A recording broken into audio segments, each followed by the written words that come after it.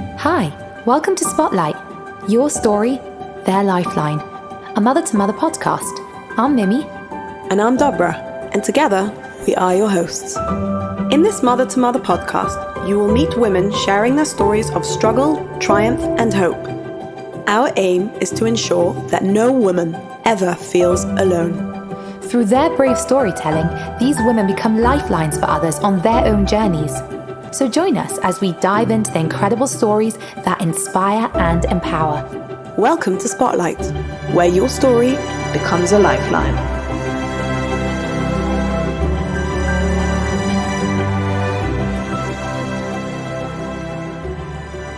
We are so excited to have in the studio this episode's sponsor, Tamar Karp, who is the founder of the FitLoft. So tell us, Tamar, what is the FitLoft? Hello. Thank you so much for having me here. So exciting to be part of this podcast, which is amazing what you ladies have put out. I love it. Thank you so much for sponsoring it. I love anything that empowers women and gives women a voice and a space to do what they need to do, to feel good, to feel empowered. And I think it actually really goes well with what I've done with the FitLoft, which is a place made specifically for women to feel comfortable, empowered, strong, powerful, everything that we need, especially today. We have so much going on in our lives. We're busy giving and giving, taking care. We have so many responsibilities, and we need a place that's just for us to look after ourselves.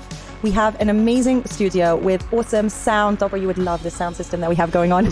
Lights, we have these LED lights that go to the music. So like through the vibrations of the sound, the lights change color. We have amazing equipment. Like I went all out for ladies to have in a proper place. We have a variety of different classes. You might like Pilates, where you're lying on the mat and just, taking that moment to get deep inside your core muscles. Or you want to go on the bikes for a crazy spin session. Or you just want to dance out to Zumba. Strength training classes, cardio classes, core classes, postnatal classes, teen classes. We have all different classes so that there is something for everyone. It sounds absolutely incredible. Why is it so important that all women exercise? Exercise can prevent all different types of illnesses, from osteoporosis and all different kinds of things that we don't want to think about. And we just try and bury and, like we're young, we're fine, we're healthy. We don't want to think, but these things happen, and exercise is really proven to prevent this.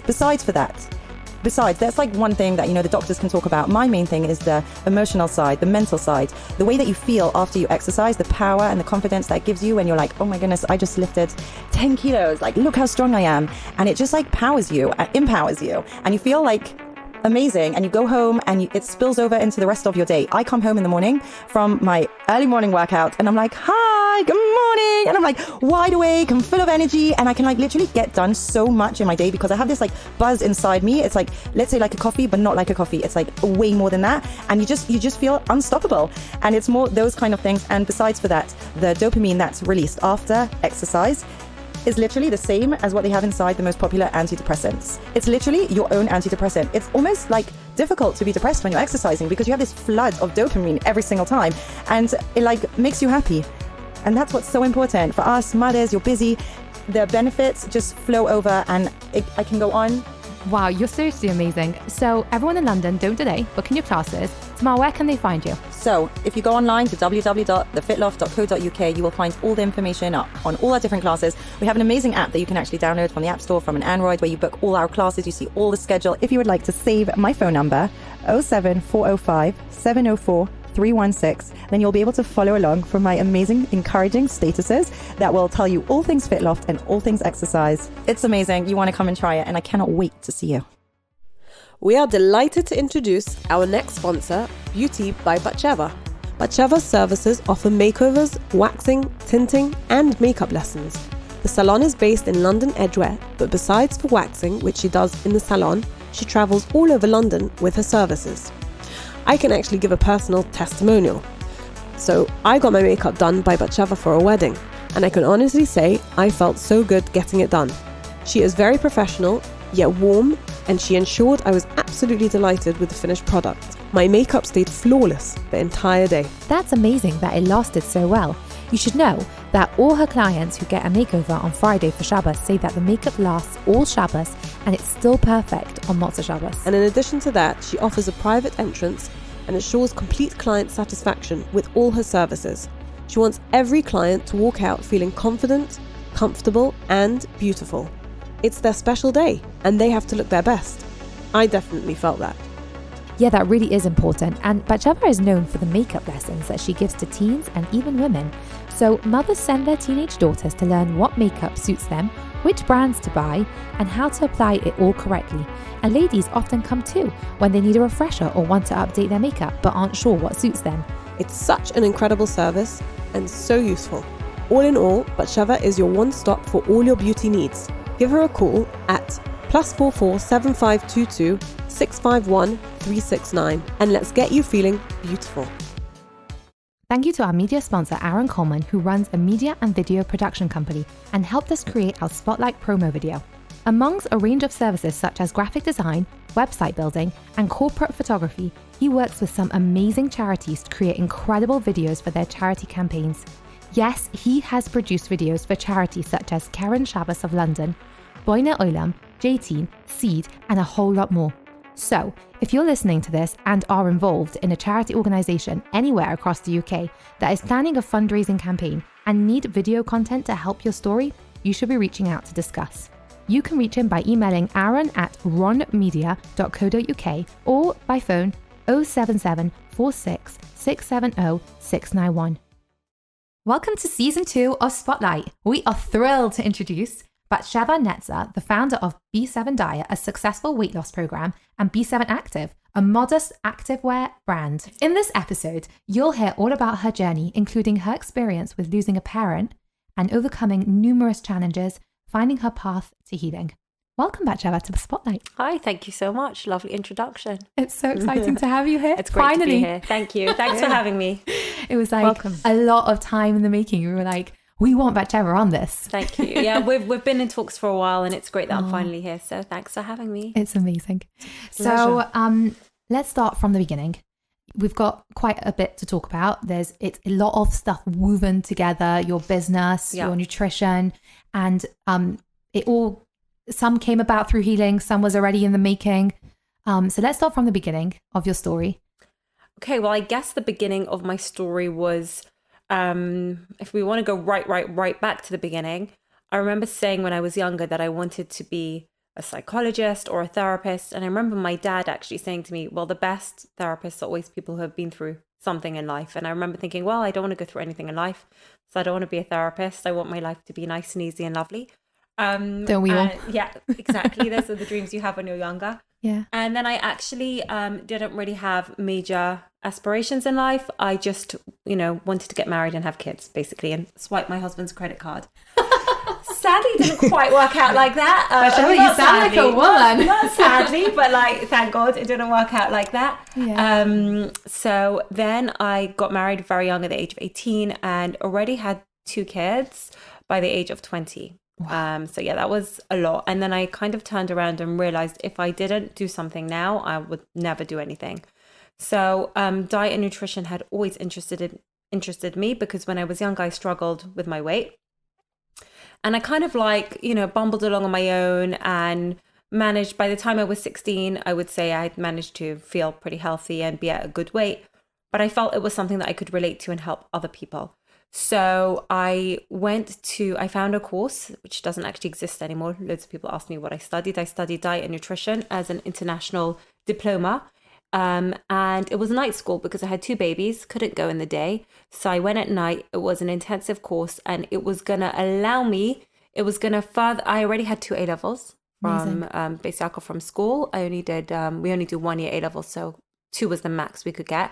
This was going to kind of be like another 2. And then I thought I'll study it and then I'll go on to go to uni because then I would have enough credits to go to uni. Can I just say that the advice was correct? You need to go through something to be able to do it and help other people. And that's literally what you're doing. I felt like that's something I could do because I could relate. Yeah, exactly. So I was really, and also I remember my parents always having dietitians and they never got the concept of Shabbos. So they would always say, no, you can't have any bread. And my parents would say, yeah, no problem, we won't have bread. And then obviously every Shabbos the challah comes out. And of course they're having challah.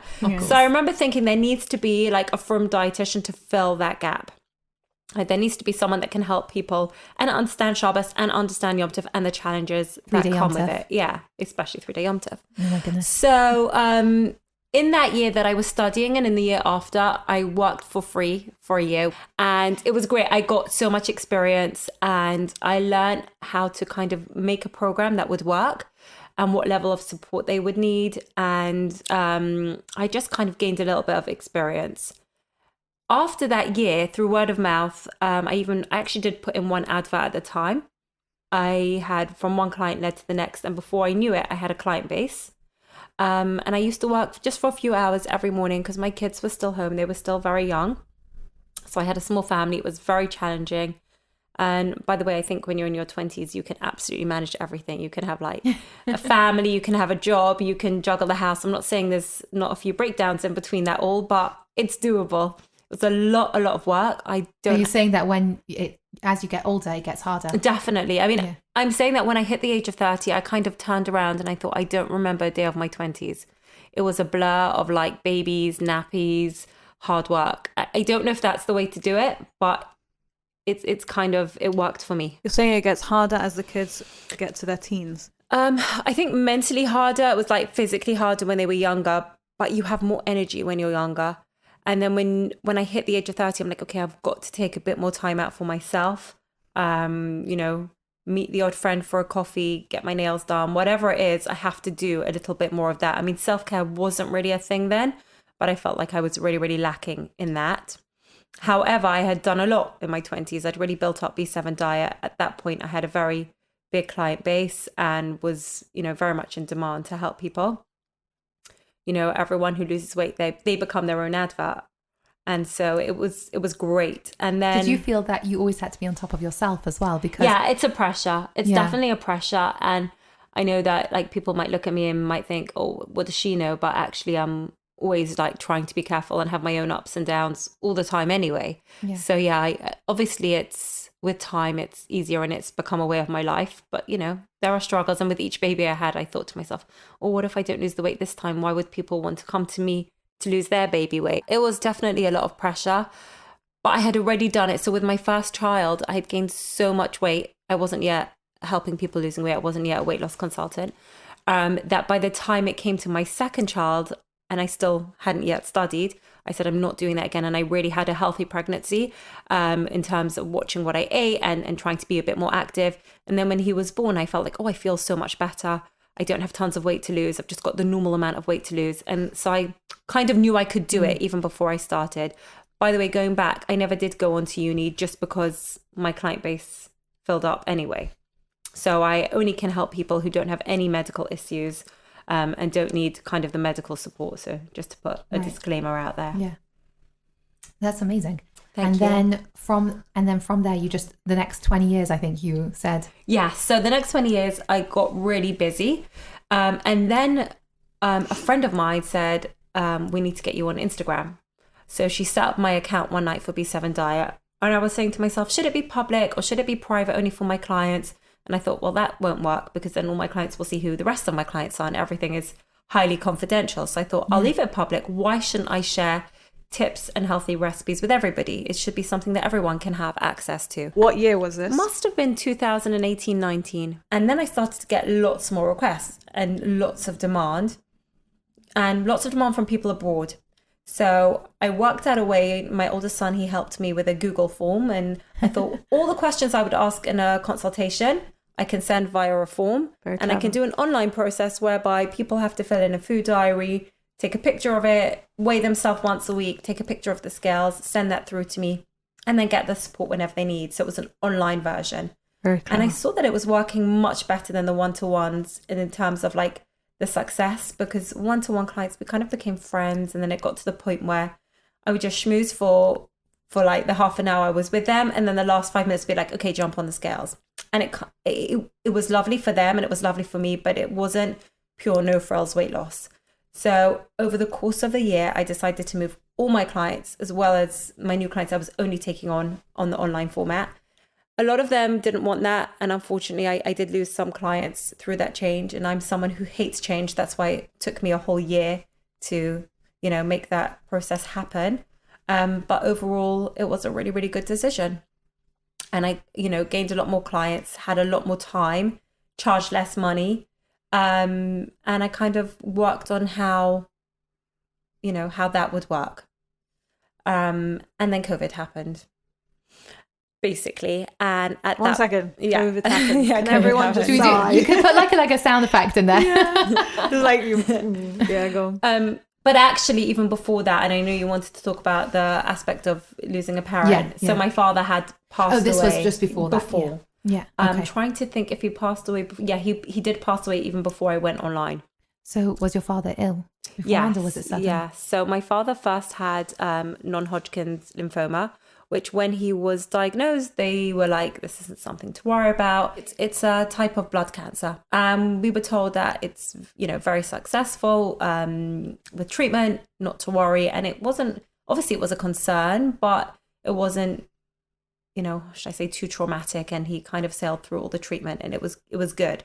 He had to have chemo and radiation. Yeah, but he had to have chemo, but he managed it well, didn't have too many side effects, minimal, but it was okay. It wasn't like too much of a difficult process. I was there a lot with him, but it kind of was an okay. That must have been time. quite an upheaval, like just in your life, just with managing your business and kids. So my going kids, to the my hospital. kids were quite a bit older at that point, and I Okay. had the help at home. Okay. I used to have like au pairs to help me back in the day. Yeah. And that was obviously an extra pair of hands and a help. So I had the flexibility then. I still only worked mornings. I was still one-to-one only working mornings. So I could go straight from lunch. I could go be with him and spend time with him and then like come back. But he wasn't in hospital too much either. Okay. So I didn't find that too much. And neither did he. And the family, we kind of like all rallied. We're very close and it was fine. You didn't have that worried feeling. We were all very positive. That's Yeah. amazing. Yeah, we weren't, obviously when we first had the diagnosis, we were like, Yeah. shocked, terrible. Yeah. But then when we heard, it's going to be successful and he was doing well and all the tests were coming back good, it was like, it was okay. It was an okay time actually. How old was he? So when he passed away, he was 61. So this is a few years, Really but really young. young, super Yeah, young. very young. Yeah. Wow. Oh, gosh. And he was obviously the most amazing person and a lawyer and helped so many people and did so much for the community. He was just the most inspirational person as well as obviously an amazing dad. So Did you have a close connection with a him? really, really close connection and very, very special person and a huge loss not only to our family but to like the entire community. So Are you the oldest in your family? I'm the second oldest. My oldest sister is a midwife and she's also... So you Not probably really had busy. that. You probably had that responsibility as well, like for your younger siblings and supporting your mum. Yeah, I felt like I was the one who could be there a lot and be there for my mum because I had kind of the flexibility with my job And the help. and the help. Yeah. So yeah, All but the children live here? yeah, in we're all London? I'm one of 9 Kanina Horror, so and there's just one in Manchester. Okay, so Yeah. you were all here. Yeah, So- we were all here. And I didn't feel like responsible. I felt like I wanted to be there. It wasn't like a Yeah. pressure. Yeah. Mhm. Yeah. And so when did things start going downhill? So then I would say he had about a year of remission and it was great and he felt good. And then that winter he started getting ill the whole time. And the doctor was like, we don't know what's wrong with you. Kept on having tests and he just really wasn't well. He just kept on getting infections and things. And then they did like big tests on him. And unfortunately they saw that he had the worst kind of leukemia, AML leukemia. Wow. And That must have been shattering. I was actually there when he got the diagnosis and the doctor said to us, don't Google it. And I actually took his advice.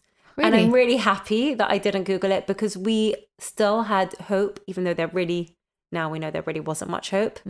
Like looking into Just it by now, him saying it, did you not feel like he's I knew trying to it say was something? probably bad. Yeah. And that's why I exactly. didn't want to look it up. Like you'd always think, oh my gosh, how could you not Google it? Yeah. I didn't even want to. I feel like they say that also just to, not look at the worst of this. 100%. And I feel like, I don't know, it's with cancer, it was a very big eye opener. Like when you go to a doctor and you've got tonsillitis, they'll be like, okay, 2 weeks on antibiotics and you're better. With cancer, they're like, okay, we'll try this and maybe we'll do a bit of this. And I just felt like they're making it up as they go along. Obviously they're not. And my dad was seeing top professors and amazing people in the field, but it just feels like they're trying everything. Because they don't know how the patient is going to respond to it. I guess Yeah. so. Yeah. And I guess this was a very difficult cancer to beat. But my father was extremely positive and he was, I'm gonna fight this.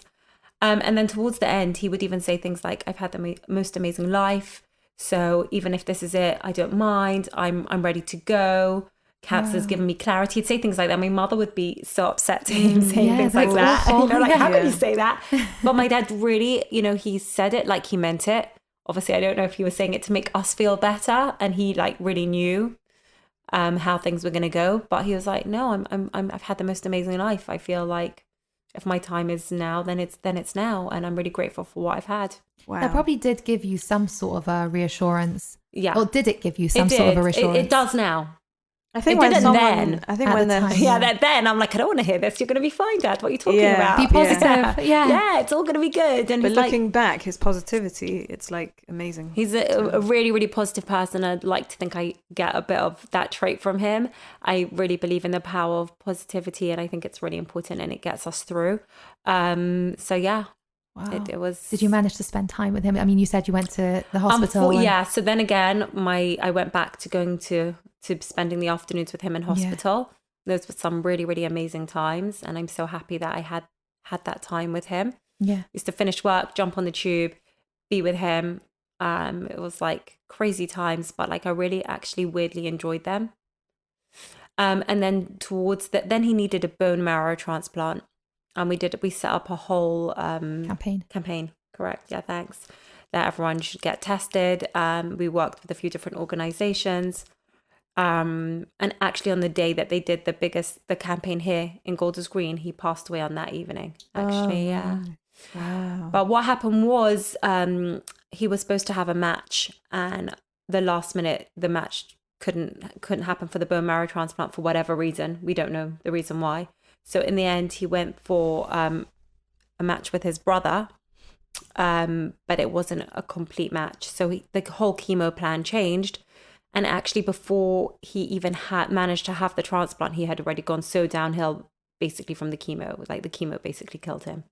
Did you have warning? Like you knew it We was coming? saw or? in the last 2 weeks that he was so out of Very it. poorly. Yeah, I don't really. No one should know what anyone goes through at the end of cancer, so I don't really want to talk about it. Yeah. But it was very bad, and we could see it. I didn't know if there would be if he could come back from the state that he was in. Mm-hmm. And so even by the time he had the transplant, he was already, I don't think he... So how did you hold yourself together? It was during those that few time? weeks, and it was over the 9 days. And I remember thinking that if we just get through Tisha B'Av, he's going to be okay. I just remember thinking that like those 9 days were terrible. He was... my brothers and I think even my sister, they took turns sleeping in the hospital. I just couldn't. That was just too much for me. Couldn't do that. Mm-hmm. And I was there during the day. Someone was there all the time, and it was terrible times. He was in intensive care, and he was at that point sedated. And I don't know. The 9 days really felt like the 9 days. But that Tisha B'Av, I have to say, was the last Tisha B'Av that I actually had hope, felt a bit of happiness, because I felt like if he gets through today, he's going to be okay. Like I just thought that, but he'll get through the 9 days. Unfortunately, he passed away 2 days after Tisha B'Av. So yeah. Wow. Yeah. So what was it like those days just after when he passed away, like at the time? It's like you're numb completely. I mean, weirdly, you have a tiny bit of relief that you're not seeing your father in that terrible pain or situation that he was in. So you initially have that, and then it kind of starts hitting you, but it hits you every single day for the rest of your life. Like it keeps hitting, it never stops hitting you. Mm-hmm. But that year it's a horrible year, and everyone's parents should live till they're 120. I mean, We had a very large shiva because, as I mentioned, I'm one of 9, and we were all together, and it was like That's comforting. yeah. At the time, we didn't like it because it was like a lot. But looking back, we're like, it was so good that we had that shiva. And we all developed a really dark sense of humor. And, we're really bad. Like if you hear us talking, you'd be like, how can they say things like that? But that's how it helps you Yeah, get like if one of through us it. has a cold, like, oh, for sure got cancer, God forbid. But like, that's Right. literally how we talk, how we got through, how we get through. So yeah, and we all became, I guess, so much closer. And my mum's the most amazing person, and obviously she lives it much more day to day. Like I can compartmentalize. I live in my house, and she sees the empty bed next to her every day, so she like lives it.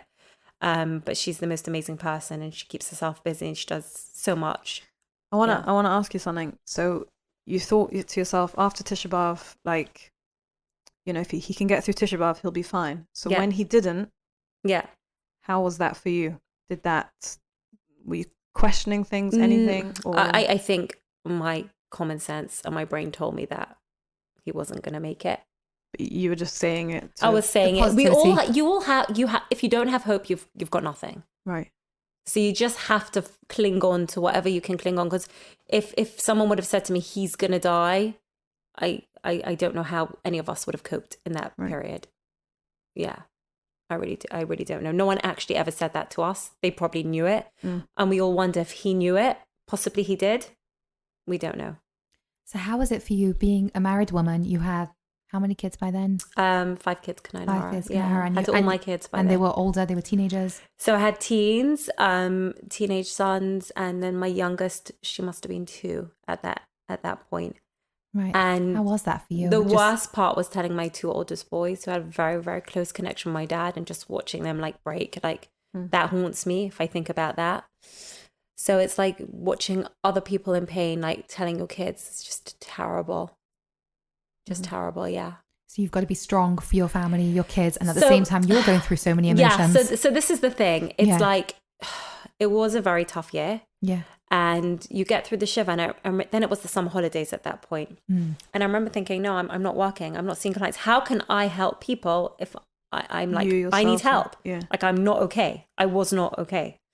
So I remember thinking, okay, I'll just take the summer. And, you know, wasn't really in touch with my clients. Then after the summer, I thought, okay, do I even have a business left at this point? I did. I messaged everyone. I started seeing people again. But I remember in that year, and Did you explain to them?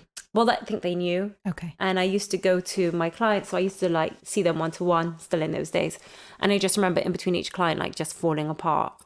And it was so much strength to just work, help people, be there for my kids and for, my husband, for the family. And I just remember some days I just couldn't. I remember some Sundays I was just like, I can't. And someone actually said to me who had lost a sister, one of my clients actually said to me, just be kind to yourself. And that was such good advice, because the days that I just couldn't, I just said like, today's not the day. Like but the problem with taking days out and just like not coping and just staying in bed all day, like crying and being depressed, is that you have to drag yourself out of that, because I had to, because I was a mum, because I had a job. A mum can never be ill, right? Exactly. Yeah. And that pulling yourself from that place is so hard that it got to the stage where it's like, I can't let myself get to that low place, because the energy that it takes to come out of that place is too much. So, that's kind of, what helped. But yeah, the years, just like you're in a fog, it's horrible. And I remember also somebody saying to me, you get a year, Batsheva, you get 1 year. And then after that, like, that's it. It's like, you can't wallow anymore. You've got to start listening to music again. Yeah, and all the rest of it. And it's so true. So what things did you do for yourself to make yourself feel better on those really low days? So just like watch, read, just like bubble baths, things like that. Just self-care didn't really, I was very happy not to go out with friends anyway. I couldn't. And it was hard for some of my friends to understand that. And it was easier for me to speak to people. And even sometimes, like, on Shabbos, we were allowed to go out to eat. Our Rav had let us. And it was easier to go to people who I didn't really know that well, because then I didn't have to be myself. Like, I'm a very upbeat person. I talk a lot. And it was just too much pressure. I didn't have to put on a front. So it was easier for me to be amongst people who weren't my close friends in that year. And I know that I hurt some friends in that time. And it wasn't great. And it changed my life a lot. They didn't understand that? No. How can anyone who hasn't lost a parent relate? And I expected them to relate, but they couldn't. So, But then, you've got friends who were amazing and were just there unconditionally. That's really beautiful. And that's amazing. And, and after the year, we're like, that's it. We're going out. Right. Whether you like it or not, we're going to party. So Batsheva's back. Yeah. Just pausing before we get over the year. Sure. What advice would you give to somebody that's just lost a parent? Looking back at your pain, looking at the time when it was, what advice would you give to somebody that is just feeling so low right now? Yeah. And their friends are maybe not understanding them as well. And they just need that person that has been through it as well. Sure. Well, I would say the be kind to yourself. It's a really big one, So if you can't speak to your friends on the phone, don't. Just be completely selfish. Do what it takes to get through, to cope. So if that means not speaking to anyone, not going out, asking people to like, you know, getting your husband to get your shopping for you, or doing food online, whatever it is, just do it. Like, don't push things if you feel like you can't.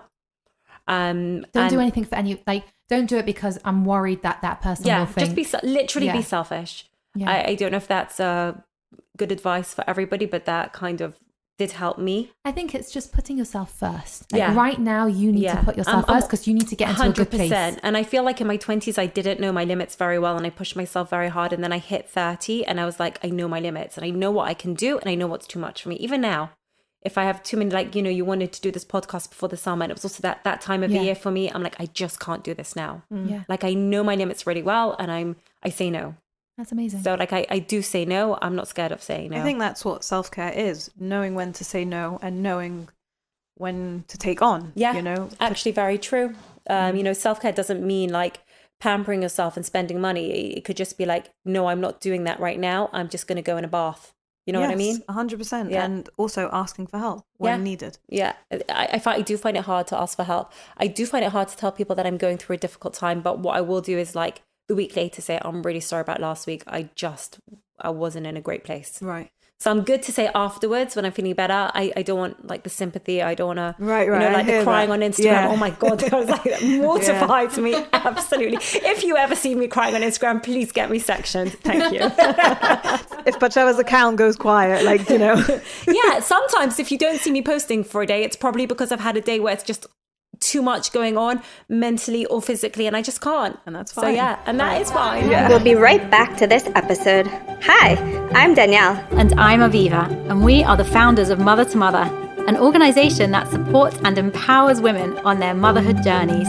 We offer a wide range of services to make sure that every mother can thrive, from emotional support services to mother and baby groups, practical help, health information, community kitchen, and more. Mother to Mother builds communities of women to support each other. By tuning into our podcast, you have joined the Mother to Mother family today. Welcome and enjoy the rest of this episode. But I love what you said, that you're putting yourself first. You know, to yourself, you're not being selfish, you're being good to yourself. And you're saying, right now, I don't have the headspace to think about other people. Yeah. I need to think about myself because I need to get into a good place to be able to think about other people. And to look after your family. I think if anything, the other way around is probably being selfish if you weren't to take care of yourself. I guess, because then you're not going to be there for anyone in the long term. But I love how you said communication afterwards. It's just the communication afterwards as well. And that will put it all right. And if you have healthy friends and healthy boundaries between your friends. That's it. It's getting the healthy boundaries. Yeah. They'll understand that. You know, and it's learning what healthy boundaries are. So everything's a learning curve. Yeah. And experience and life experience. And another piece of advice that I would give somebody that I feel like is a really big one. Yeah. No one told this to me, and I tell this to every person who I'm close to now, is that during the year or during your life, if you have a good day and you're like, why am I feeling so good today? Like, my dad just died and I'm like happy and I feel good and I just, you know. Well, you almost feel guilty. You feel guilty and you're like, why do I feel like this? And then you question why you feel like that. And then you have the bad days and then you're like, why didn't I just really appreciate the good days? So I always tell people, you know, if you're having good days, even if you're coping much better than you thought you would, even if everything's so much easier and you're like, why am I so okay? She wasn't okay? Why am I? Don't question it. Just like, thank God. Right. Baruch Hashem. That's good. That's good. You're coping. It's a good sign and don't feel guilty. Yeah. You know? Also, that's what your father wants. Exactly. He wants you to feel good. He wouldn't want me like sitting crying and being depressed. Yeah. And likewise, if someone's having a good day, just embrace the good days and just hope you have loads of them, basically. Yeah. And I just used to always be like, why do I feel like this? Why am I okay today? And then I started to realize, okay, I just want the good days. Yeah. Of course. Did you ever feel low enough that you thought maybe you needed to go for therapy or speak to somebody? Get some help. Yeah. So it was a really, really tough year, as I said. And to make matters even tougher, I remember like one afternoon, I'd finished work and I was just like lying on the couch. And it was just one of those afternoons that just felt really low. And my husband came home in the middle of the day and I said to him like, oh, have you been sacked? Like, as a joke. And he said to me, well, actually, I've just been, given my notice. And he had been working for a really big American telecommunications company, had a really, really good job, Baruch Hashem, and really like helped us financially at home. And we weren't like big spenders, very much like savers, and always like careful with everything. But when, he came home and he told me that he was losing his job and he'd just been, given like a month's notice or 2 weeks notice, whatever it was. And I just remember feeling like my blood ran cold. I'm like, how can this be happening? How long was this after your father was nifta? I think this was about 6 months later. And it was like, I can't deal with this right now. Just like, no, I just can't deal with it. And I remember him saying, must have been crushing. I remember saying, don't worry, I'm going to still get, paid for the next few months and I'm going to find another good job and it's going to be fine. So don't worry. But I was just like, what is actually going on? Like at this point, in terms of therapy, before that, I remember thinking I need some help. Like I'm not managing so well on my own. I need a crutch. I need some support, but I'm not ready to go for therapy. It's too raw. It's too raw. It's not something I feel like I can talk about or want to talk about. Exactly. It was just much too raw. Everything was much too raw. So I said, I'm going to join a gym. My youngest daughter had started school that year. And even though like B7 Diet was talking about diet and exercise, I'd done like lots of things like Zumba classes and, You weren't such a gym girl. I wasn't a gym girl, so I'd never really been to a gym. So I said, I don't even know if it's for me, but I have to try something. I felt like I had to do something. That's so funny. You'd never been to a gym before? It's so funny because of what you do. Yeah, and I just like wasn't into the whole gym thing. I was like, oh, gym's just full of people like that. They're looking at other people. And then I didn't realize that gyms are just full of people looking at themselves. No one really cares about anybody else in the gym. And panting. Don't be intimidated to go to the gym. Nobody cares about you. So I went to check out the gyms and didn't really like any of them. I went into the final one. I walked in. I'm like, oh, this feels good. I don't know. It was just a vibe. It was just a feeling. Out the area, you're saying? Out of the community? A bit out of the community, but out the area. And I walked in and I said, oh, okay. And where do I start? I don't know. I'm just going to sign up to loads of different classes. And I remember I went to a spin class and it's so intense. And you literally die on the bike that I remember thinking, this is amazing. This is making me forget all my actual mental pain because I'm like physically like, and and I just fell in love with spinning.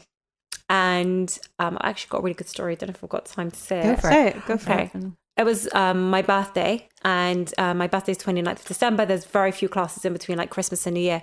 So I was like, there's nothing to do. And I felt like I was missing my dad so much, feeling really, really sorry for myself. So I didn't know what to do. I said, I'll see if I can run.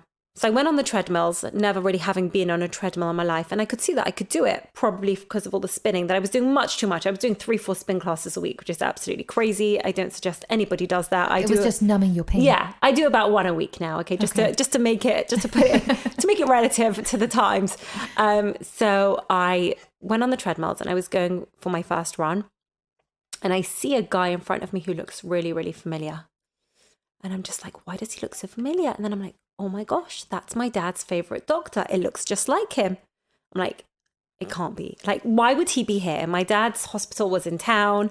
And it would be so random that the guy who he always liked to see is here in front of me. Like, it doesn't make sense.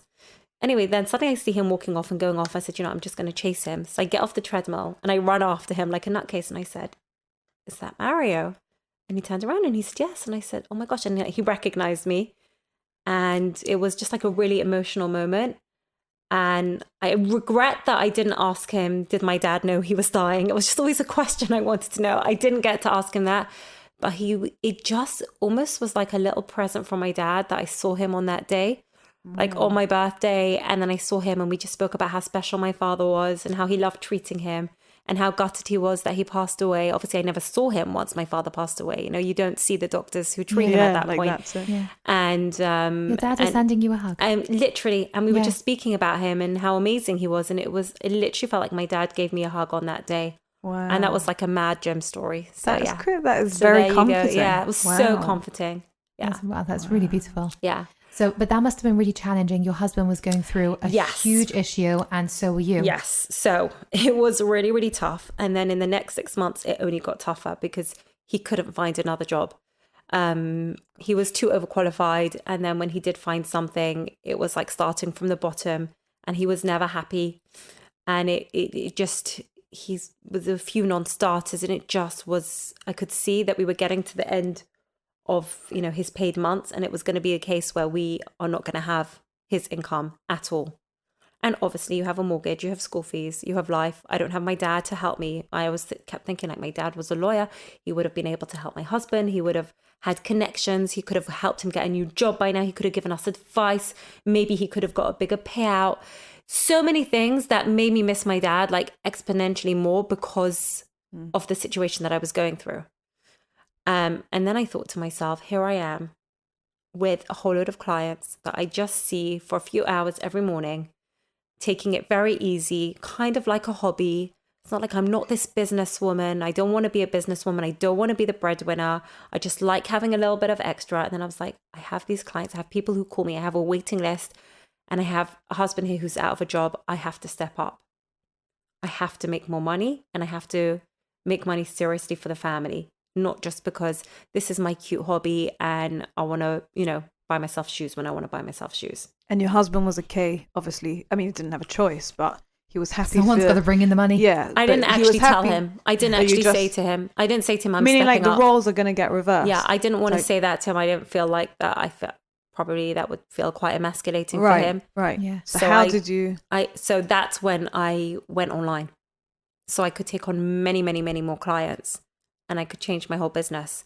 So then I was able to earn a lot more money in my own time without having to see people and support the family. So it was like really like stepping up a notch when I really didn't think I had the energy for it at all, but I didn't have a choice. Right. How was it between the two of you? So it was fine. It was very, very difficult and it was fine. How did you balance like being sensitive to him, but at the same time feeling that intense I pressure? didn't make a big deal out of it. Okay. I didn't let him know that I was feeling pressured. Okay. I didn't tell him that I felt like the all was on me. For him, it must have been. It was terrible times for him. Yeah. It was absolutely terrible for him. His self-esteem, everything. Yeah. And then when he couldn't find a job to move on to, he was really down and he felt like he had to hide that from me because I was going through my stuff. Right. So he didn't really talk to me much about it and he just tried to get through it on his own. It was really terrible times, yeah. And no one knew. And I remember at the time my husband had like a minor car crash, like it was like nothing major.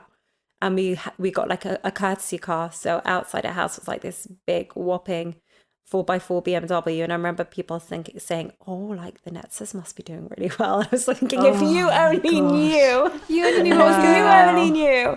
Yeah. Yeah. But I think that's really incredible how, I'm not sure, like... I didn't have a choice, right? You didn't have a choice, but you were so sensitive the way you didn't put it all on him. Yeah, I think it's how you're amazing. feeling. I feel like I've made up for it since. Just to be really honest, that I'm not this superwoman, just to put it all out there. I love that. After about I would say 5 years of doing that, and then thank God my husband found another job that he's really happy at.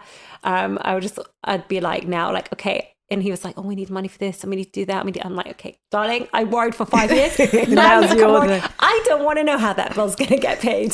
So I'm I have made up for it now. How long later did he find something? It took a long time. It must have been about a year until he found something proper. So you were supporting the family for a year? In between he had jobs in between. Okay. That never really lasted and wasn't really for him. Mm-hmm. That also helped. But together with that and what I had, and as I said, when he was doing really well, we saved a lot of money. So we lived a lot of savings as well. So that was really good that we were not big spenders and we just put money aside for family simchas, for bar mitzvahs, for potential weddings. And we had that. That's amazing. It was amazing that we had that we didn't just splash the cash and go on extravagant holidays and spend a lot of money. We really were big savers, and that's really, to be honest, that's really what got us through.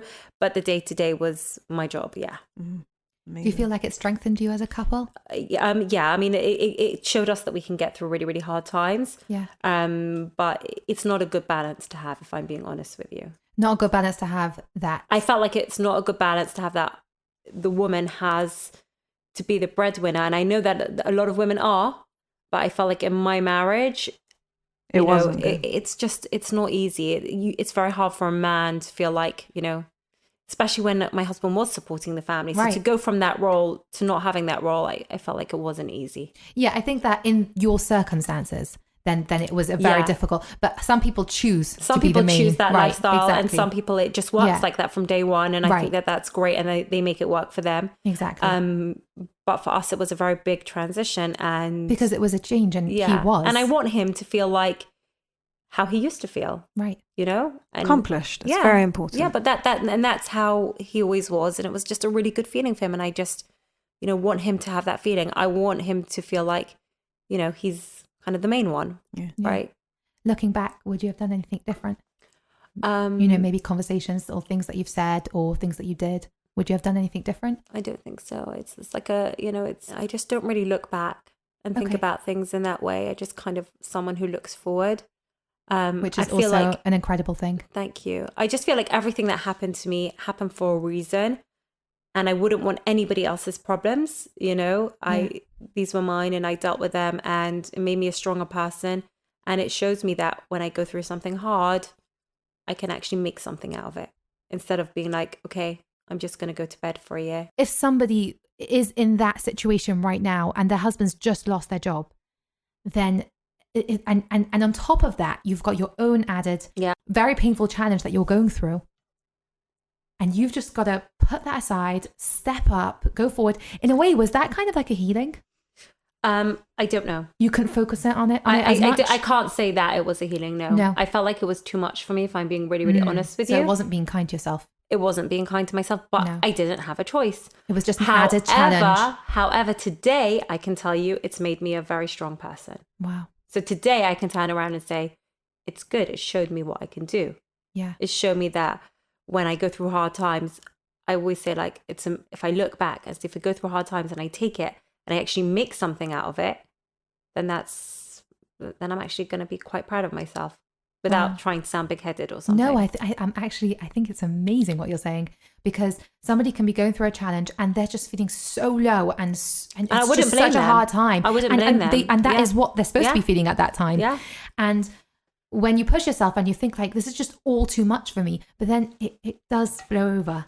And looking back, you're like, wow, like, look what I did. Yeah. Like, it's incredible. It's a lot of hindsight, and it's a lot like looking back. You can't at the years time later. think, At the time, you don't. No. When But you're I in also it, felt like he had all those years where he was really doing everything for us, and I feel like I always was very like, oh, my job is just a hobby, and I wouldn't take on more clients, and I was like, I wouldn't even call back clients who called me. Like, it was very not business minded. It was really bad of me, and you know, I would just kind of be like, okay, I'm only seeing 3 clients, and I'm just realizing, I think I just used to take Thursday off, you know, just for the hell of it. I'm like, I want a free day. Like, I really, really just like this is my cute little hobby. And that's okay. Yeah. I mean, I guess. If you didn't it was need cute. to at the time. It was cute. Now looking back, I'm like, oh my gosh, I can't believe I did that. What was wrong with me? I could have made you're so much so more cool. money. Like, It's like, right, go through my calendar. I'm like, I'll just take off that who was day. that person? I'm like looking back now, thinking, who was that person? Am I mad? But you were a different person. Yeah, I was. Because I really through the was. challenges, it made a new Batsheva. Yeah, Yeah. I was a different person. Yeah. I can't say who I like better, but I was a different person. But for that time, I think you're like then, different aspects of the old Batsheva. Exactly. I'm a bit more jaded now. But I think cynical. you had little kids at that time. You had different things going on. Yes. And yes. you on Sundays, you need to take your kids to the park. Yeah. And when your husband is working and they've got half term every second day, then you're looking after your kids. Yeah. It's just a different time. Yeah, it's a completely different time. Yeah. Now I'm you know, and now I have, you can focus on your business more. Yeah, and I know like my younger siblings look at me and they think I'm like this lady of leisure, and like I can go to town when I want to go to town because I can work on whatever hours I want to work. I'm really lucky that my job is online, and I'm really lucky that I've also set up B7 Active, which is also an online business. So we'll get to that. So I'm lucky that I could do that. But I had my years when I didn't breathe and didn't stop and was running around all day. But they didn't see that because they're younger than me. They just sort of see me now. So, and then COVID hit and what happened?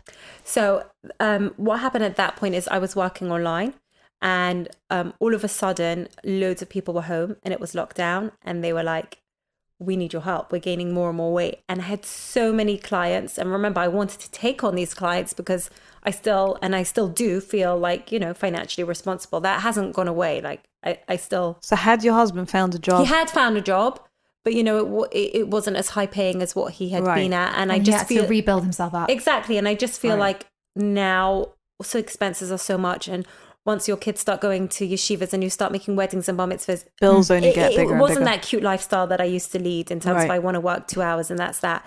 Take I Thursday off. now work because I love what I do, but I have to work. Yeah. So like financially, I have to work now. Yeah. And I'm very happy about that. I don't have a problem with that. And I'm very, very blessed. And I'm very thankful to Hashem that I have a great job and that I can help people. So yeah, I'm so happy and so pleased and so grateful that I have all of that.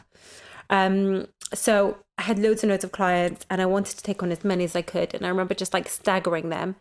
And then, you know, but then even before that, when people were talking about lockdown and they were starting to say, well, the gyms are going to shut. And I just thought, I need my gym. Like that's my outlet. I need my spinning. I need my running. At that point, I was doing different classes. I wasn't only spinning, I was doing all different things. But it's what I do. At the end of the day, I could never go in the morning because of work. At the end of the day, when my kids are sorted, I go to the gym, I do my class, I come home, I feel like a new person. It's my outlet. Yeah. And I thought, what am I going to do if I don't have my gym? And I remember at the time thinking, I wish there was like a skirt, like a running skirt that I could put on top of my leggings and go for a run. Like long sleeve t-shirts aren't an issue. It was winter time and all the long sleeve t-shirts in, you know, the sports shops are made, they're quite thick and, you know, that's easy to find, but you couldn't really find a running skirt, good quality. And I also was like something that looks good. Like I wanted something to feel like I'm in the gym, like I'm dressed for exercise, not just sticking on a regular black skirt over what I have. And I remember at the time, my dad's brother, my uncle, was diagnosed with cancer as well. Completely different cancer, unrelated. And I remember we used to go and visit him. Used to go around there every Friday night. Did that? And they were also like quite hopeful. I don't really know what. Wow, that's a challenge. It was yeah. Had like your father and then your uncle and then my uncle. Did that bring back? It brought back feelings? really, really horrible, triggering you? memories. Very, very triggering. That's so painful. At first, when I first found out, I remember I couldn't even go round to him. And then, and we were very close. And then I thought, okay, I'm going to go around. I remember going around on Friday night, finished really early, and we live across the road from them. So we're very close. So I went across to my aunt and uncle. And I was like, I'm so sorry that I haven't been here till now. And that kind of broke the ice. I'm sure they understood. And they understood and it was fine. But it was nice that I said that. Yeah, It's the communication. 100%. For sure. And I started to tell them, you know, COVID, and then it was like people were talking about COVID. So I started to say about my idea for B7. Well, it didn't have a name yet. It was just a running skirt. And I remember my uncle saying, go for it. Make it. It's going to be really successful. Do it. And I remember thinking, yeah, I'll do it. And every week when I used to go, so what's happening with it? And nothing was really happening with it. I'm like, yeah, I'm looking into things. And then how would you even know where to begin though? Exactly. Right. Exactly. So No idea where to begin. Have no idea about manufacturing. No idea about materials. No idea about China. No idea about anything. Yeah. I remember COVID was only in China at that point. Oh, okay. Like it wasn't going to come here. We weren't going to get it, but there was talks of it, right? Yeah. And then it hit Italy, and my in-laws are Italian, and my mother-in-law was like, "It's going to come to you, and we're under house arrest, and it's locked down." I'm like, "Nah, it's never going to happen here." We were like in denial because we did not want our kids to be home from school, right? We didn't want our lives to change. We just thought this is like a foreign thing. This is not coming to England. It's not coming. Like it's like I remember that feeling as well. I remember saying to mother, "Oh, shame. So sorry for you." Like, yeah, sure. Little did you know, honey. Yeah, like, oh, bless. Anyway, then and then it was like, do you remember that first Shabbos when after Shabbos people had just died? And it was like, what is going on? And then they announced lockdown, and I think my uncle passed away like that week, and it was very unexpected. He wasn't supposed to like pass away, and my uncle passed away very suddenly, and it was a huge shock and very triggering. And I remember even my cousins, like his kids, were like, "I feel so sorry for you." They kept on saying to us, and we're like double cousins because our mums are sisters and our dads were brothers. No way. Yes. That is so funny. So we're super close. We have the same thing in our family. Not my grandparents. All right, yeah. Yeah, we also so we're have like super close. We share grandparents, like everything. everything. And my poor grandmother who had to lose 2 of her sons. Like I can't even talk about that. Yeah, it's beyond. So I just, And you couldn't sit Shiva. It was and I a very couldn't different even experience. go to the Shiva. I couldn't even go to his Levaya because it was those days when you didn't go out. Right. People did, but I was much too triggered. Yeah. And I was grateful. If I'm being really, really honest, I was like, I can't go to the Shiva. I can't go to the Vice. I was happy that I couldn't. I remember watching it on Zoom and just being in floods of tears and saying that night, I'm never ever going to be happy again. That's it. So That's it. I'm never going to smile. I'm never going to be happy. And it was just. So that's like rock bottom. It was that I would say was really rock bottom. It was like, this is what is going on. Yeah. Like my grandmother, my cousins, I know what they go through, and you just. And how did you get through? And that then I'm time? like, I have to go running. Right. I have to go running. You need and to now numb the pain. I had like a skirt that was a bit of a tennis skirt that was really, if I'm saying questionably short. And I remember saying, I'm going to run out of the community. I don't want someone to see me. It's a bit too short. I'm going to run in a place because I have to run. I have to. And I remember going for a run, feeling so much better and thinking, this is my way through it. And I remember what my uncle said. I should make this a go of this business. And that Shabbos, we were all sitting outside in the garden, me and my whole family. I have 2 boys who are married. They were in yeshiva at that point. They both came home. I had all my kids together. Homeschooling was another challenge that I didn't do, by the way, because I said, I'm so sorry, I have work, I can't homeschool you. So all my kids have been neglected. So sorry. Along with the rest of England. Yeah, so bad, so bad. I have a job, I can't homeschool. Yeah, yay for me. And we're all sitting in the garden on Shabbos, and I'm saying, I want to make this. I want to make this running skirt. What can the name of the company be? And I actually think it was my husband who came up with the name. And he was like, well, you have B7 Diet. It should be B7 Active. And it just was like, wow, that's such a good name. Now, I have to be honest with you.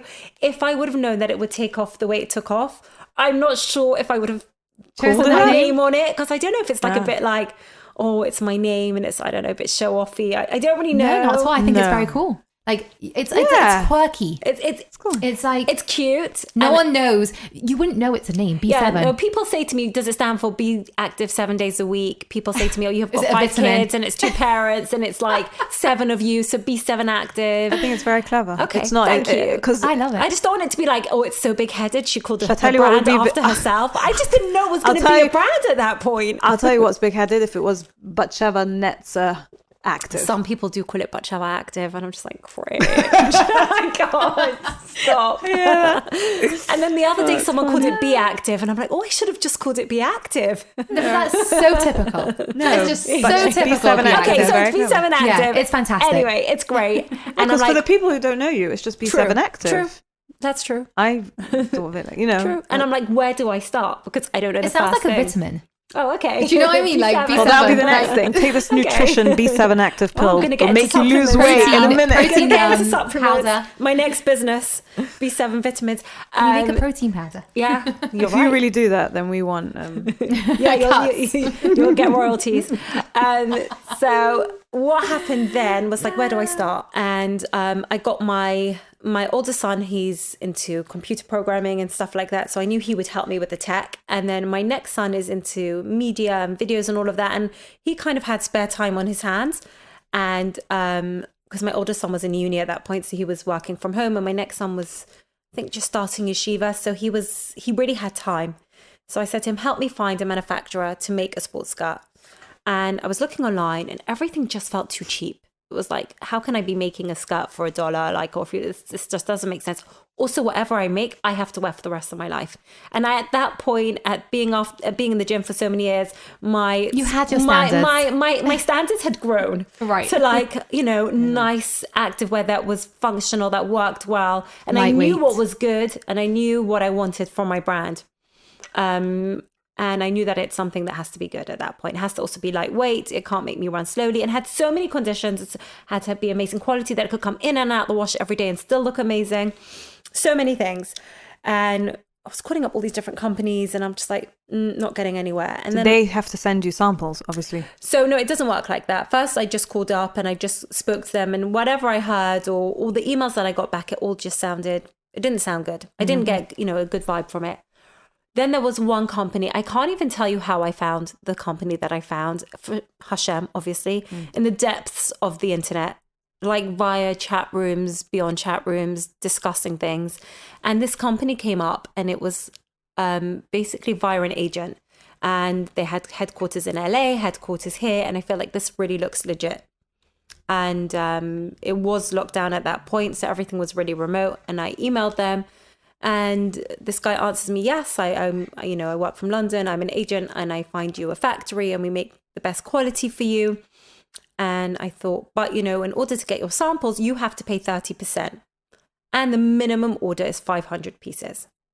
Okay, so here I am. We're just financially getting back together as a family anyway, as it is. I have to pay up front for 30% of 500 pieces of something that could potentially flop.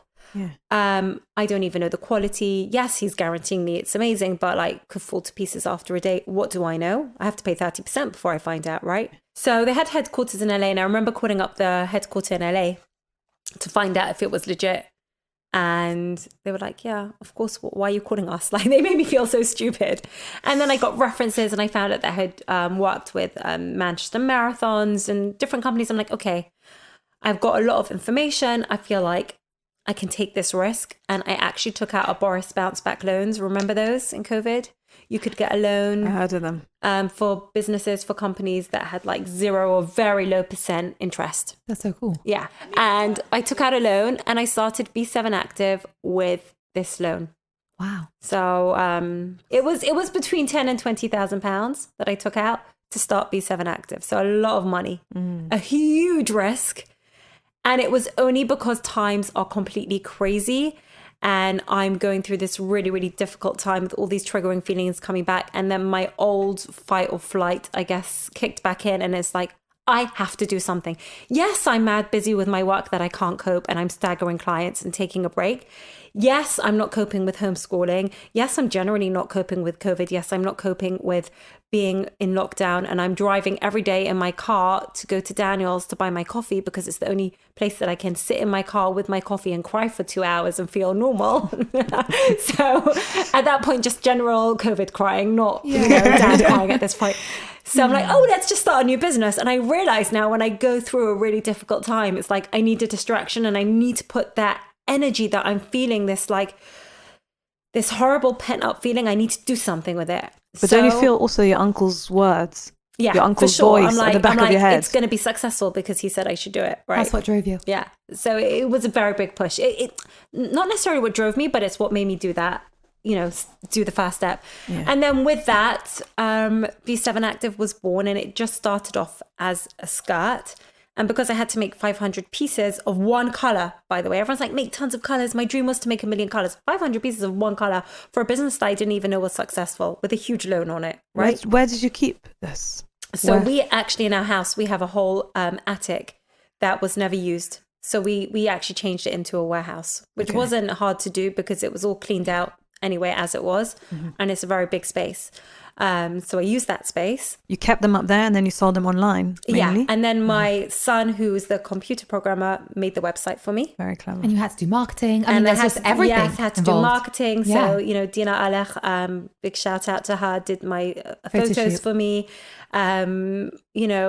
Got models. It was very difficult. And, I made very big mistakes. But first photo shoot, I didn't use Dina, and it, wasn't the best. And you learn. Yeah. I always say nothing is a mistake in life if you learn from it. So I learned, yes, I wanted to go with a high-end photographer, and I put a lot of money into him, but it was like, we have to wait for the sun to come between the clouds. And that photo shoot took from 6 o'clock in the morning till 10 o'clock at night, cost me a fortune, it was exhausting, and it wasn't even great, So I learned a lot from that. I've learned to find models last minute, stop people. I stop people in the gym now. I'm like, can you be my model? Yeah, my last model was a girl in the gym. Amazing. Yeah, and then the week before I saw a lovely Jewish girl on somebody else's website, and I'm like, oh, do you want to be a model for my photo shoot? And it was just all came together.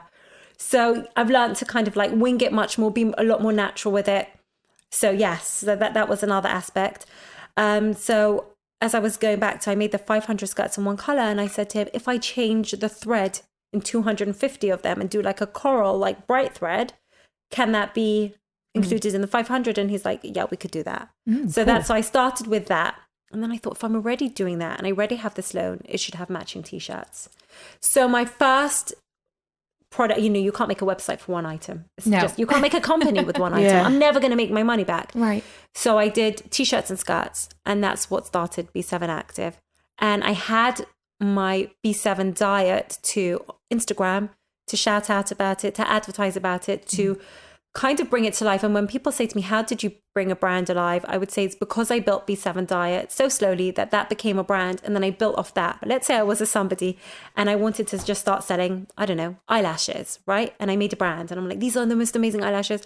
I think it would be very, very difficult to set up a business like that. However, if somebody was already a makeup artist and they have a really good name and they have a brand already and they're like, people go to them, people use them for weddings, and then they bring out eyelashes, they can make a brand, they bring out a makeup line, they can build a brand. So I feel like if someone's listening to this podcast and they're like, oh, I just want to start selling trainers, I just want to be a brand, it's going to be too difficult. I'm just going to be honest with you. You have to build it on. You have to have a bit of a following. You need to have a customer base. Customer base. Yeah. You have to have a following. You have to have a brand to build on. You can't just start selling stuff or merch. It's not going to be successful. Even with this, it's a very big challenge. And Baruch Hashem, it's unbelievably always been a profitable business. Wow. But if I was looking at it to make me money, it hasn't made me money. Right. Everything I make goes straight back into the business. I'm not at this, I'm coming up to... Don't they say it's 5 years? Yeah, 5 years. So Exactly. I've been hearing that. Yeah, it takes 5 years. Yeah. And this summer was the first time that I've been like, oh, I can see that it's making some money. That's amazing. And it's got a name for itself. Wow. And another big, massive part of its success was after I had started my company, and it was always like, kind of like sell the stuff, use that money to buy new stuff. And it's always like you're out of stock for a while and it's very pressurizing. And it's like, why am I doing this? It's not actually making me money, but I love it. I love it. And I love that I'm doing it and I want to continue doing it. So you're still selling I'm very t-shirt? passionate Have about you it. expanded? I've expanded. Then I had people saying to me, we don't want an A-line skirt, we want a flared skirt. So then I created a flared skirt, the flounce, which is really, really popular. And then I made lighter weight t-shirts. So I built on everything. So that's why the money that I made, I kept on using to grow the brand, right? Rather than sticking with the same amounts and then potentially making money, I was making more products. Do you know if your clients are other religions as well, not just Jewish? Customers of B7 Active. Yeah. I don't want to pigeonhole myself just to the Jewish community. You're never I can imagine you've going to got make money anyone from that. any religion that wants to be Google modest. ads, and I have Muslims, I have Christians.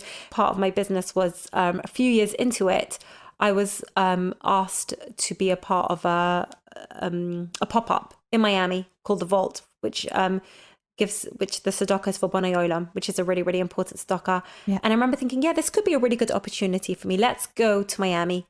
And I took Dina Alak with me. No way. And suddenly, and it was so much fun. But suddenly the week before, I'm like, why am I doing this? Why am I doing this? This is costing me more money than I'll ever make.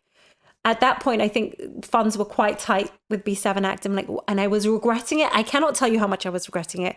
And I thought, I might not even sell one piece.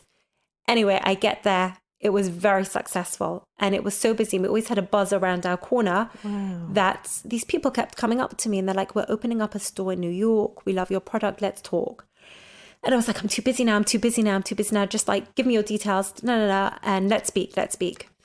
And then afterwards they contacted me and they're like, do you remember we came up to you in the vault and we're opening this new store in American Dream Mall? And I'm like, wow, okay, American Dream Mall. Yeah. And it's gonna be how can I say it to relate to the English in a kosher section? It's going to be like a From Phoenix or a Jewish John Lewis, right? That's amazing. And it's actually even a bit more like a Selfridges. It's beautiful. It's called The Address. And if you are ever there, you have to go and see this place. It's phenomenal. Amazing Jewish-owned brands, loads of female-owned brands. I get so inspired. And when I go there, I meet these women, they've got little kids. They're where I was 20 years ago and they're building up these major brands. And that's amazing. I'm like, wow. Like that's you're unreal. Unbelievable. So they approached you and asked for your product. They approached me and they're like, we'd love to have you in our store. Once again, it was going to be a massive investment because I had to order all new products, especially for them. So I had to pay an enormous amount of money for them and obviously agree to the terms and conditions, which was a lot, setup fees, rent and all of that. And I'm like, can I do this? And a lot of people advised me not to, but I went with my gut and I'm like, I'm Go doing for this. it. Yeah. And it's like, it's a risk because, you know, you've got your family to look after and worry about. But I just... Do you have to commute and go there, or it's all online? They do it all for me, Okay. but I like to go every few months. Okay. Yeah, I'm really invested. Do you need in... like a bag lady, someone to take along, like just to hold your bags? Just join me for sure. Can you follow me around and like take footage? Oh yeah, take content. yeah. I need a content lady. Okay, that's it. I don't need a bag lady. I need a content lady. So I've got a very steady hand. Great, sorted. You are hired. And by the way, just to put it out there to anyone who's listening and they're like teens and they're like, I don't have any aspirations, or you know, I just want to swipe. I just the want card, to tell you like that what you I said. had no intention of ever being a businesswoman. I did not want to work. Okay, just to put that out there. The laziest person. I have done a complete 180 on my personality. Not my personality. My personality was always the same. But The on what I way wanted to do you in live. life. Yeah, The way on how you live life. Yeah, Right. and I always had massive mum guilt for being a working mother. But I can turn around and tell all the young mums now this as well, that my kids, Kanina Horror, are such motivated kids. They all want to work hard. They all want to do well. Amazing. They're all driven. And I think it's because they've seen like me and my husband, just like they've seen, I think they expect a dad to work, but they've seen me going out there, putting myself out there, and it's really inspired them. And they've been like, oh, can I have like, I don't know, something designery? And I'll be like, you know, if you want that, that's an extra, and that's something you're going to have to work for and get it yourself. Yeah. So I think that they're all like very, very motivated kids. And I think that I just want to tell any mums who are working, never ever feel guilty. You're setting a really good example for your children. I think it's FYI. such incredible life lesson, even just for your kids to see that we went through huge challenges. We are going through huge challenges. It's not going away. I didn't want them to know too much, but they know. Like, you can feel like they know that. Yeah, they know. I want to ask you, how is it going in America? How is the dress? So I have to say that is my main avenue of, you know, for selling. I mean, my website has really built up, and it's now probably the same in America and on my website. But at that time when it first opened up, and obviously there was a huge marketing around that, and the sales were just, you know, have been phenomenal. And what's been amazing about this year is all the people who bought stuff last year, they're like, wait, this stuff is really good quality. I really like it. And then now it's built a really big following. And this summer I turned around, you know, to my family, to my husband, and I said, B7 Active has become a brand. Like, I feel like I never get complacent. And with B7 Diet, I felt like I was faking it till I made it for many years. I don't feel like I'm faking it till I make it in B7 Diet anymore. And with B7 Active, I can see the light at the end of the tunnel to the faking it. And I feel like I'm going to be making it, and I have plans to grow and to expand. I have new ranges in the line. And is it the same as any collection that you have to, any brand that you have to bring out a new collection every summer, every winter? So I'm lucky. I don't have to. No, because it's like sports. I always say, it's core collection. Right, it's so classic. That's taken the pressure off me and off selling things and putting things on sale. Yeah. But I've seen, like, as my collection grows, so my latest collection, it's learning. So for example, I learned like niche products are best. So my leggings and my hoodies, I wouldn't make those again because people, if they want to buy, you know, cheaper, great hoodies, you can go to H&M. They have amazing hoodies. You can go to Lululemon if you want to buy expensive ones. You don't necessarily need B7 Active for that. My hoodies are better than Lululemon, and they're like half the price. So for that reason, you should come to B7 Active. But I've learned that the products that sell the best are the niche products. Right. And in America, they wanted a skirt legging, which I didn't feel like was going to go so well here. And now it's building its popularity, and it's becoming extremely popular. It's an amazing product. And now when I run, I actually prefer to run in that. What's the difference? Legging is what you... It's a legging. It's attached. And it's attached. So all my other products started off just as skirts that you could put on top of your own leggings. Oh, I see. This is attached. So it won't ever fling up, you're saying? Yeah. And it's like a lot of people, like, you know, if I wear just my leggings in the gym, I'll go with my skirt, but then I'll take my skirt off. Right. Right? Yeah. So with this, you can't take your skirt off. So I thought, why would it be popular? But I see now when I run outdoors, I love to run in the skirt legging. Wow. I just find it much easier, and it's building in popularity. So, you know, I'm learning things like that. So it's definitely become a brand. I want to do different colors. But just to let you guys all know that I have to make a lot of each item, which is why you don't see hundreds of different colors. Otherwise you would. But yeah, just looking at new ways to evolve my business, to work with different factories. I understand materials now. I understand what I'm doing a lot more. I feel much more confident in that.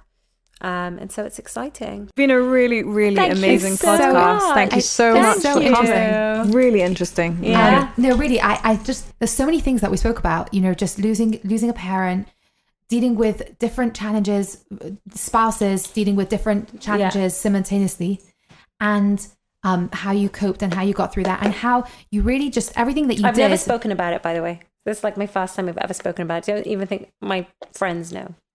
And when you told me that when we spoke initially on the phone, you said to me, like, I really just want to be vulnerable and say this part of my story because I just want to help. Yeah. I just want to help people. And I think that's so beautiful. Yeah. And also people judge, like people look at me and think like, oh, she has it so easy. No. Like no one knows. No one does. Yeah. Yeah. Everyone's got, you know. Everyone's got a story. Yeah. But you know what? You took something that, you took challenges that were so hard, and you made the most amazing. You just made the most.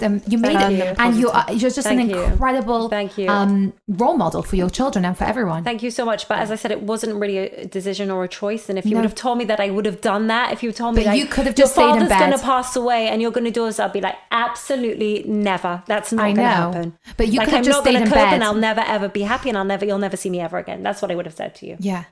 So you know, you can't predict how you'll act or how you'll be. But So you could have just said to your husband, well, just find a job, just do something.